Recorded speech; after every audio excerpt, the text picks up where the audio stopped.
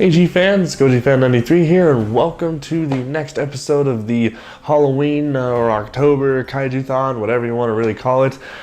In this video, I'm going to be reviewing Mothra from 1961. This is the original Mothra movie, and I kind of find it funny how it took me this long to review the first Mothra movie, because if you guys remember back in 2013, I reviewed the Mothra trilogy, which is the Heisei version of Mothra. So it's just kind of weird how it's taken me almost 3 years to get to the first Mothra movie. But once again, I'm going to do a little bit of backstory on the monster before I get to the movie.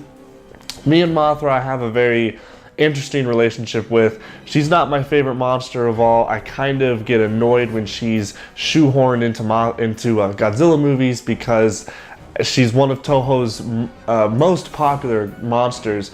But they put her in all these Godzilla movies just to, you know, sell more tickets, I bet. But I don't really get it. Like, I don't fully understand why Mothra's so popular. I mean, it's a really cool design. Mothra's really cool looking. The color scheme and all that's really cool. It's just the only thing that bothers me is she's just not like... she can't fight or anything, you know? She can't, like, do much, really. And even though she does in the newer movies, she does do more, especially the Mothra trilogy. She does a lot more, and that's, before I saw the Mothra trilogy, I really did not care about Mothra, and then I saw it and I was like, okay, I have a more respect for her. But sadly, you know, in this first movie, this is what I'm going to get to with the original Mothra movie, it's just not that fun to watch. I know it's a classic, and it is a classic, but that doesn't stop it from being boring. That's what this movie fails a lot, is that it's just boring. There's not really a lot that goes on. First of all, I do want to say I am kind of reviewing these movies out of order, because some of the movies I am receiving DVDs from, I still haven't gotten the DVDs for, and then other movies, that's just kind of timing wise, so I'm kind of having to shuffle the movies around just so I can continue to make consistent video uploads for this marathon. Alright, so now that I said that, got that out of the way, just to give you guys a little FYI.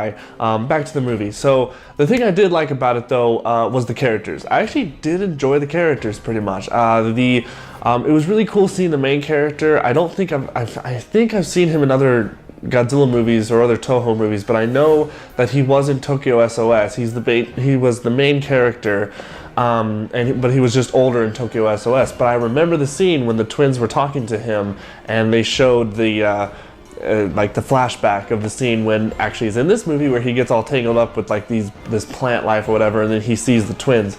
But yeah, the characters I actually did enjoy. There's also this really funny, I guess I would call him comedy relief character, he looks like a bumbling idiot, but he's actually really good. Like, at the beginning of the movie, I kind of thought, okay, he's just gonna be that silly comedy relief guy that's not really going to do a lot, but no, this guy's actually a badass. There's a scene where he actually takes on the crooks that are trying to make money off of the twins, and he takes them all on and just kicks their ass. It's actually pretty funny.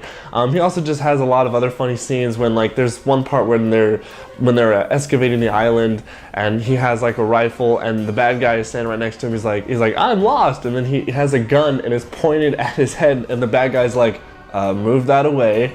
And I thought that was really funny, because it was very subtle, but they don't stop there. He moves, and it's this Three Stooges style where he moves and he hits the guy with the helmet.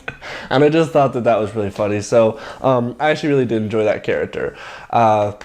The special effects are another thing that I saw. I actually bought this off of, I rented it on YouTube.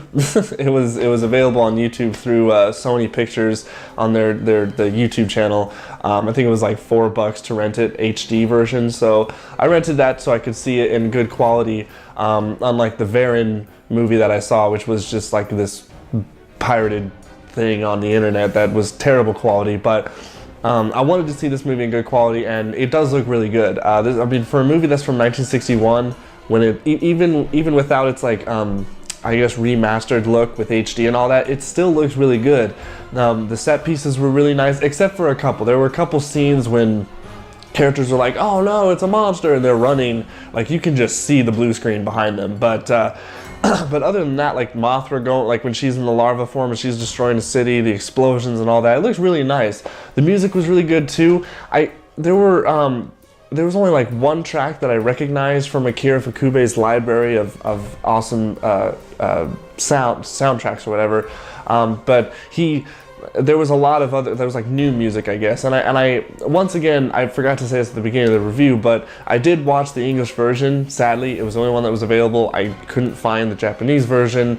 So I guess, once again, I don't know if I missed a lot of things because I saw the American version, but I was actually, I was all right with this American version. It seemed like they didn't cut out a lot of stuff because we were following the Japanese characters. Unlike the Varan movie and Godzilla, the original, we weren't following the American side of it. We were following the Japanese side of it. So I don't think I missed a lot, but pretty much the story was just kind of like they go to the island. It has a lot of similarities to Mothra vs. Godzilla, where they go to the island, they find the twins, but instead of finding like the egg from Mothra vs. Godzilla, they find the fairies, take the fairy twins, bring them back to the Tokyo, and they make shows off them. The bad guys make money off them, and it's up to the heroes to get them and take them back because Mothra's going to come to Tokyo and ruin everything because, well, the twins were captured, and that's Mothra's duty to protect them. She doesn't really care about anything else, obviously. We think she's the savior of humans, but that's not really the thing. She's more of a savior of Earth, and we're just kind of in the way. And then she turns into, adult Mothra after a while, and just continues to wreak havoc. But it's not like a lot of destruction scenes, really. I mean, this is the thing that makes me a little bit bored of the movie, is because a lot of the scenes with Mothra, it's just her going in a straight line with a bunch of military like missiles flying past her and explosions. It might sound interesting, but ultimately what she's doing is just going like in a straight line, and even when she's flying, she's just going in a straight line. So it's just not really that dynamic, and also probably doesn't help that she's not really my favorite monster. So watching it, I did get a little bit bored. To be completely honest, what happened was I came home from work, saw the movie, I got halfway through it, and I actually fell asleep halfway through the movie because I was so tired from work. It's not necessarily because of the movie, it's because I was tired from working that day, but it didn't help the fact that the movie was boring on its own, so I just kind of fell asleep hardcore, and I woke up and I saw the movie was over, and I'm like, oh crap, I need to rewind and finish the movie, but that just happened. So anyways, to conclude, it's not, once again, it's not a bad movie, it's just not a lot happening in it. I did like the characters, I did like the special effects, the music was good, but other than that, it really just wasn't that spectacular of a movie. I understand that it's a classic, but I'm going to be objective here, and it's just not that interesting to watch. So if you want to see a really cool Mothra movie, go watch the Mothra trilogy. Those movies are they're a lot more, they're more entertaining. And they just have more going for it. So, but that's it. That's my review for Mothra. So hope you guys enjoyed. I think next up I'm going to try to do Rodan, but if that DVD hasn't arrived yet, I might do Frankenstein Conquers the World. So stay tuned for the next one. Stay big, G fans.